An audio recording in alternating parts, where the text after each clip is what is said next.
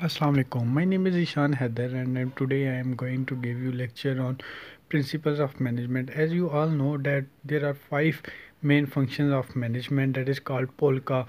P for planning, O for organizing, L for leading, C for controlling and A for आज management का जो function हम discuss करने जा रहे हैं वो है controlling. Controlling can be defined as that function of management which helps to seek plan results from the subordinates managers and at all levels of an organization. The controlling function helps in measuring the progress towards the organizational goals and brings any deviation and indicate corrective action.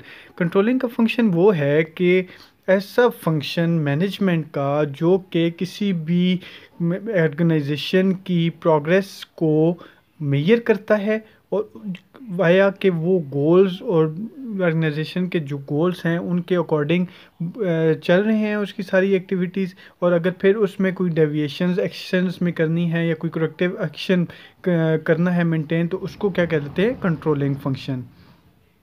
अब हमने पढ़ना है कि control का process क्या होता है. Control के प्रोसेस के 3 स्टेप्स हैं जो कि आपको सामने स्क्रीन पर लिखे हुए नज़र भी आ रहे होंगे. स्टेप 1 है measuring actual performance.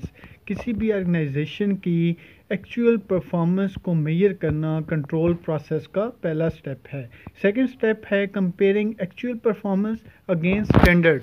It means कि जो हमारी परफॉर्मेंस है ऑर्गेनाइजेशन की वो उसको कंपेयर करना किसके साथ, जो किसी भी परफेक्ट ऑर्गेनाइजेशन की स्टैंडर्ड प्रोसीजर होता है उसके साथ मेजर करना.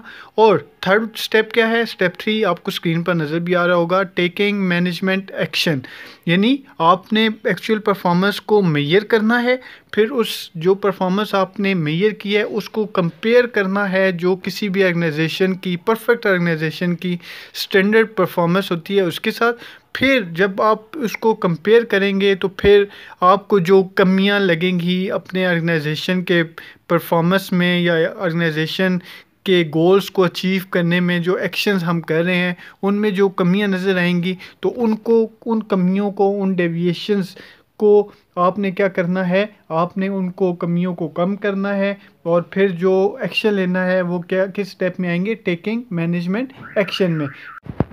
इस तरह आपने कंट्रोल प्रोसेस के 3 स्टेप्स जाने. Number 1 is measuring actual performance, number 2 comparing actual performance against standard and third one step is taking management action. तो ये सारा हमारा कंट्रोल प्रोसेस है.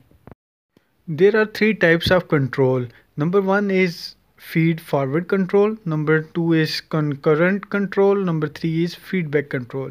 इसके ऊपर इस डायग्राम में आप देख सकते हैं कि इनपुट नज़र आ रही है जहाँ पे फीड फॉरवर्ड कंट्रोल लिखा हुआ है. सेकंड वन प्रोसेस क्या वो होता है, प्रोसेस सेकंड स्टेप, और थर्ड वन क्या होता है, आउटपुट. यानी किसी भी चीज़ में जब आप उसको कोई चीज़ काम करवाना चाह रहे हैं तो पहले आप उसको क्या करते हैं, इनपुट देते हैं, फिर वो जो प्रोसेस होता है उस इनपुट पे और देन क्या आपको मिलती है, आउटपुट. तो इसी तरह ये जो कंट्रोल प्रोसेस है उसकी 3 टाइप्स हैं. Number 1 is feed forward control. It means कि आप प्रॉब्लम्स जो कि एक्चुअली अभी हुए नहीं हैं लेकिन आप उनके एंटिसिपेशन में कोई प्रोसीजर करते हैं, कोई स्टेप लेते हैं, तो उसको क्या कहते हैं, फीड फॉरवर्ड कंट्रोल. दूसरी टाइप क्या है, कंकरेंट कंट्रोल. इट मींस कि जब प्रॉब्लम एक्चुअली होता है करंट सिचुएशन में, उस प्रॉब्लम को ओवरकम करने के लिए जो आप स्टेप लेते हैं या जो प्रोसीजर करते हैं वो क्या कहलाता है, कंकरेंट कंट्रोल. यानी फीड फॉरवर्ड कंट्रोल वो चीज़ थी जो कि आप प्रॉब्लम की एंटिसिपेशन में, यानी अभी प्रॉब्लम एक्चुअली पेश नहीं आया तो आपने कंट्रोल का स्टेप लिया, वो फीड फॉरवर्ड कंट्रोल हो गया. जब एक्चुअली प्रॉब्लम आप फेस कर रहे हैं उस वक्त जो कंट्रोल का स्टेप आएगा या जो कंट्रोल की टाइप यूज़ होगी वो क्या कहलाएगी, कंकरेंट कंट्रोल. और थर्ड वन है फीडबैक कंट्रोल. इट मींस कि आपका प्रॉब्लम हो गया, आपको प्रॉब्लम फेस कर रहे हैं, फेस करने के बाद जो स्टेप लेते हैं उस प्रॉब्लम को ओवरकम करने के लिए वो प्रॉब्लम क्या कहलाएगा, फीडबैक कंट्रोल. अभी हम जो कंट्रोल की हमने 3 टाइप्स पढ़ी हैं उनकी आप प्रॉपर डेफिनेशन देख लें. फीड फॉरवर्ड कंट्रोल की डेफिनेशन है control that takes place before a work activity is done, यानी कोई भी एक्टिविटी अभी हुई मुकम्मल नहीं है तो वो जो कंट्रोल होता है वो क्या कहलाता है, फीड फॉरवर्ड कंट्रोल। आगे है concurrent control, control that takes place while a work activity is in progress, यानी कोई भी एक्टिविटी ऑर्गेनाइजेशन के अंदर जब वो इन प्रोग्रेस होती है तो उस वक्त जो प्रॉब्लम्स को फेस करने के लिए या प्रॉब्लम्स को ओवरकम करने के लिए जो कंट्रोल का प्रोसेस, जो कंट्रोल की टाइप इस्तेमाल होती है वो क्या कहलाती है, कंकरेंट कंट्रोल। इसी तरह जो कंट्रोल की थर्ड टाइप है वो क्या कहलाती है, फीडबैक कंट्रोल। इसकी डेफिनेशन आप देख लें, control that takes place after a work activity is done, यानी किसी भी एक्टिविटी के मुकम्मल होने के बाद जो प्रॉब्लम्स हैं उन पर गौर गौस करना, उनको कंट्रोल करना, वो क्या कहलाता है, फीडबैक कंट्रोल। इसी तरह एक और टर्म यूज़ होती है, मैनेजमेंट बाय वॉकिंग अराउंड। ये टर्म क्या है, a term use to describe when a manager is out in the work area interacting directly with the employees. ये टर्म ये कहती है कि जब मैनेजर है वो फील्ड में अपने एम्प्लॉयज़ के साथ डायरेक्टली इन कांटेक्ट होता है तो ये क्या कहलाता है, मैनेजमेंट बाय वॉकिंग अराउंड। आगे एक टर्म है performance. What is performance? Performance is the end result of an activity, किसी भी एक्टिविटी का जो एंड रिज़ल्ट है वो क्या कहलाता है, परफॉर्मेंस। कोई भी आप एक्शन करते हैं, कोई भी एक्टिविटी करते हैं, उसका जो एंड रिज़ल्ट है वो क्या कहलाता है, परफॉर्मेंस। इसी तरह एक और टर्म है ऑर्गेनाइजेशनल परफॉर्मेंस। इसकी डेफिनेशन आप देख लें, the accumulated results of all the organisations work activities, यानी किसी भी ऑर्गेनाइजेशन की जितनी भी एक्टिविटीज़ हैं उनका एंड रिज़ल्ट क्या कहलाता है, organisational performance. What is productivity? Productivity, the amount of goods or services produced divided by the inputs needed to generate that output.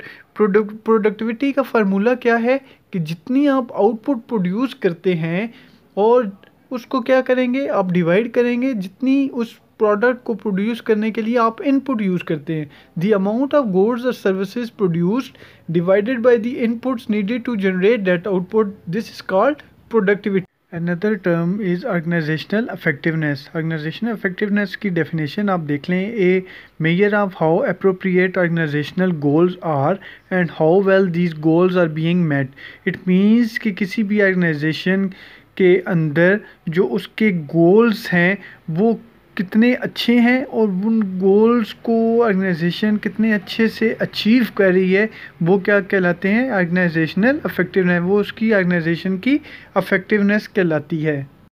अच्छा डियर स्टूडेंट्स, ये कुछ फाइनेंशियल रेशियोज़ आपके सामने हैं। इसमें लिक्विडिटी है, लिक्विडिटी में दो किस्म की रेशियोज़ हैं, करंट रेशियो है और एसेट टेस्ट रेशियो है।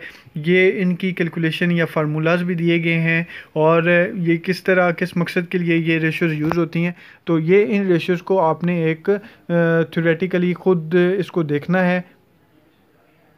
और इसी तरह inventory turnover, total assets turnover, इनके फार्मूलाज भी दिए गए हैं और ये किस लिए इस्तेमाल होती हैं, इनका मीनिंग भी दिया गया है। इसी तरह प्रॉफिटेबिलिटी में भी किस तरह प्रॉफिट मेजर किया जाता है, तो इसके लिए भी दो आपको कैलकुलेशंस दी गई हैं और इनका मकसद भी बताया गया है।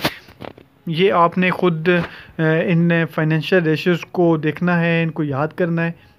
डियर स्टूडेंट्स, जिस तरह आपने अभी लेक्चर में देखा कि हमने मैनेजमेंट के फंक्शंस पढ़े, ऑलरेडी हम उनको डिस्कस कर चुके हैं। प्लानिंग है, ऑर्गेनाइजिंग है, लीडिंग है, कंट्रोलिंग है और अश्योरेंस है। आज हमने जो फंक्शन मैनेजमेंट का वो डिटेल में डिस्कस किया वो है कंट्रोलिंग। हमने कंट्रोलिंग की डेफिनेशन देखी, हमने कंट्रोलिंग का प्रोसेस देखा, तीन स्टेप थे उस प्रोसेस के। इसी तरह हमने आगे कंट्रोल की 3 टाइप्स को डिस्कस किया। इसी तरह हमने आगे लास्ट पे आके फाइनेंशियल रेशियोज़ को डिस्कस किया। तो डियर स्टूडेंट्स, आपने ये लेक्चर थॉरोली इसको पढ़ना भी है। कोई चीज़ अगर समझ में ना आए तो आपने कमेंट ज़रूर करने हैं।